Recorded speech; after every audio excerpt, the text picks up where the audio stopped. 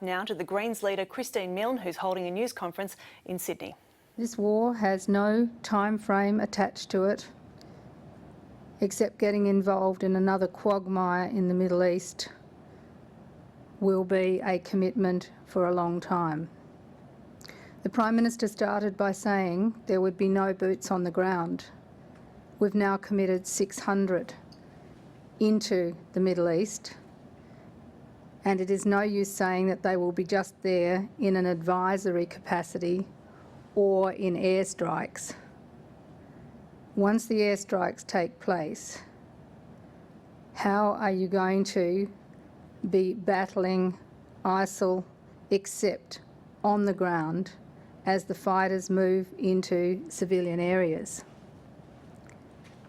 The Prime Minister hasn't said why it is in Australia's best interest that we deploy Australian troops to a new war in Iraq. We are blindly following the United States.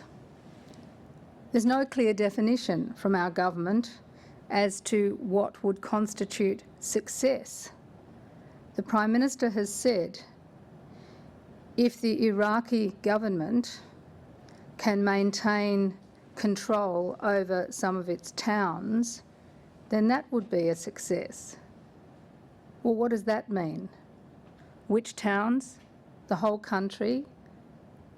For how long? What does control over those towns actually mean? Our Prime Minister is making up the level of the mission as he goes on, waiting further instructions from President Obama. Why is it that we are rushing into a war in the Middle East when countries like Saudi Arabia are not prepared to commit troops on the ground?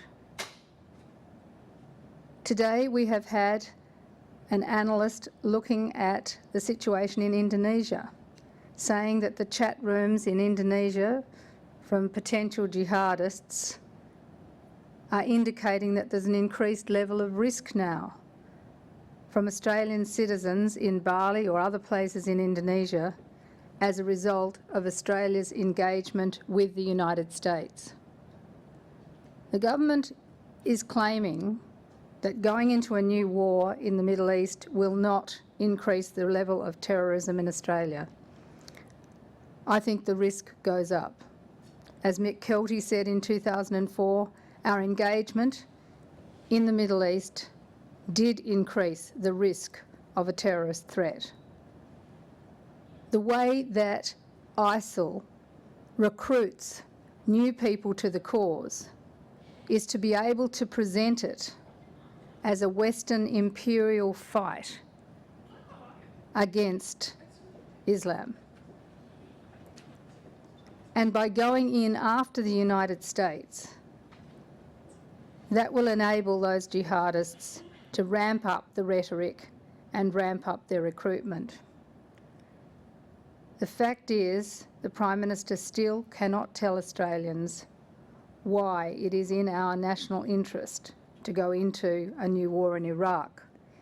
Our own assessment of our ability with our defence forces has led to the conclusion by some senior people that we're already pretty well stretched. If we take 600 and deploy them to Iraq, what happens in our region if for some reason they are required elsewhere? This is ill-considered.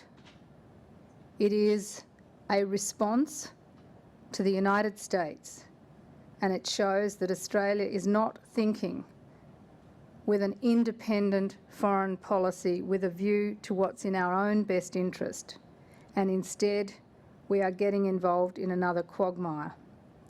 I recall the words of Major Hartwell, and he talked about seeing the dead bodies of Australian men and women in the morgue before they were sent home to Australia. And he asked the question, was it worth it? You look at the experience in Iraq after 2003, look at the experience in Afghanistan, and you have to have a very clear view before you commit Australian lives to a quagmire like Iraq about why you're doing it, and I don't believe that the Prime Minister has made the case. What would you do? I mean, your messages don't get involved, but IS controls large swathes of Iraq and Syria. They're beheading journalists. We've got dozens of Australians there, and our national security level has been increased. You would not do anything to see off their threat to our country? There's absolutely no doubt that ISIL is an horrendous organisation and has been carrying out shocking atrocities. Everybody agrees that that is the case. The question is, how will committing airstrikes into the region when we only have a new government in Iraq for a matter of days, trying to reassure moderate Sunnis that they should get behind the new government, how are you going to reassure them of that when you have a US-led incursion into Iraq with bombing raids such that you are hurting civilians and moderate civilians at that? This is a complicated issue. We should be dealing with it diplomatically. We should be dealing with it by trying to use as much influence as we can internationally to cut off the supply of money and weapons to ISIS. And we need to make sure that the new government in Iraq actually governs to include Sunnis and Kurds. Unless that happens, no amount of military might is going to address the situation there. The Iraqi government's asked for help themselves. This is a request from the Iraqi government. The Iraqi government has only been in power a matter of days. One of the reasons why the sectarian violence has been as extreme as it is and why ISIL has been able to recruit as many people as it is the last Iraqi government governed only for the Shiites. It excluded the Sunnis. It excluded the Kurds, which is why you have such a level of hatred and mistrust. Why wouldn't you allow the new government in Iraq to demonstrate its credentials of governing inclusively of all groups in Iraq? Why wouldn't you expect other countries in the Middle East to get involved in supporting that new government in Iraq if it governs inclusively, rather than go in before any of that occurs behind the United States in bombing raids? Are you saying the Prime Minister, is going to have blood on his hands? I think the Prime Minister has prioritised Australia's relationship with the United States ahead of an assessment of the long-term national interest in Australia. He obviously thinks that our relationship with the United States is what needs to be protected at all costs. What I would have liked to have seen is a much clearer vision of why we would put the lives of Australian men and women on the line without any clear objective as to what it is we are trying to achieve and how we would determine that we'd been successful so as we would leave. George Brandis says it's absurd to have a specified date for withdrawal, and he said that your comments are simple-minded for describing the move like the 2003 invasion in Iraq. What's your response to this? Well, first of all, I think it's more of a reflection on the Attorney-General than anything else that he would choose to attack the person asking the questions rather than answer the questions that a lot of Australians are asking. It's a straw man to put up the argument that anyone has said the circumstances are the same as they were in 2003. They are clearly not. What is the same, however, is a decision by an Australian Prime Minister to blindly follow the United States into a war. And that is exactly what we are doing here, and anyone who's suggesting that we are not now committing to a war needs to look at the Prime Minister's statements. Initially, we were just engaged in humanitarian assistance, dropping food and other necessities. Then we got involved in transporting weapons.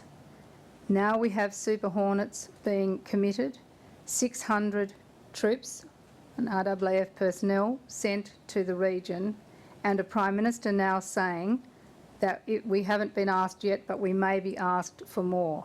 That is clearly a war. The Prime Minister is linking this deployment directly to our national security here in Australia, saying that there is a real threat posed by IS to us here because of the fighters we have over there. Do you believe our security agencies when they say there is an increased threat here in Australia? Well, certainly Australians have to take notice of our security agencies, but also you have to be realistic about the fact that if Australia involves itself with the United States in a war in the Middle East, then there will be greater recruitment capacity from ISIL right around the world for disaffected young people. I think we have to take notice also of what we know is going on in Indonesia from the analysts' reports there about increased risk to Australians in Bali or Jakarta, for example. Australia needs to be making a bigger effort to make everyone who lives here feel included.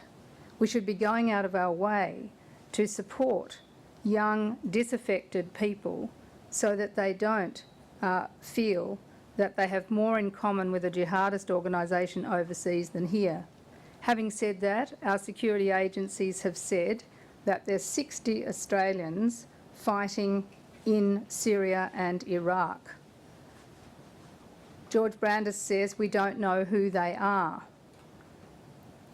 Equally, we have some who are fighting with the opposition forces against the Syrian government. When they return to Australia, are they going to be classified as terrorists and arrested? Or now that the Americans are clearly heavily backing the opposition forces in Syria, will they now be allies? They're the kinds of questions that the Prime Minister and the Attorney General need to answer, because the reality is there are more than 50 militias in Iraq and in Syria. People change sides, go from one militia to another. This demonstrates the risks associated with arming one set of militias against another, because you don't know at what point those arms are going to be turned on your own forces. Where's the threshold for the Greens when it comes to military intervention? Is there any situation where you think it would be okay in Iraq and Syria? You've already seen thousands of people being killed based on their minority religious background. Isn't that enough reason to go in? We've seen hundreds of thousands killed because of their minority religious background over centuries. We've seen 200,000 people who've been displaced, died as a result of wars in the Middle East, and indeed horrible atrocities in Syria for a long time. What we're now talking about is whether Australia should commit to a new war in Iraq. The last one didn't solve any problems, it made matters worse. Why would you think that after absolutely leaving a country in the midst of sectarian and tribal violence, that engaging in a military operation will actually make it any better? Thank you. That was the Greens leader Christine Milne speaking live at a media conference in Sydney. At this stage, the Greens are the only mainstream political party opposing Australia's involvement in Iraq.